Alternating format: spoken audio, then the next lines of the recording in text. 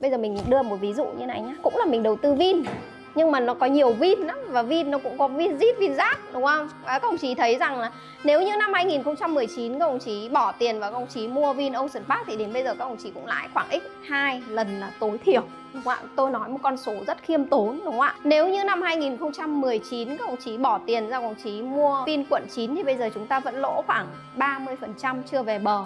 Nếu như năm 2019 các ông chí bỏ tiền ra các ông chí mua những cái dự án của Vin ở trong Phú Quốc thì đến bây giờ các ông chí mất thanh khoản. Đấy là cùng Vin nhá. Đấy là cùng là một chủ đầu tư. Vin là một thương hiệu bất động sản, gọi là gì ạ? Top 1, one top trên toàn quốc, đúng không ạ? Thế nhưng mà các ông chí vẫn thấy rằng gì ạ? Nó có rất nhiều những cái vấn đề. Vậy thì chúng ta sẽ phải tư duy một cái câu chuyện là gì? Là không phải chủ đầu tư lớn nào cũng đi đúng chiến lược, và không phải sản phẩm nào của họ cũng là sản phẩm mà chúng ta lựa chọn để đầu tư, đúng không ạ?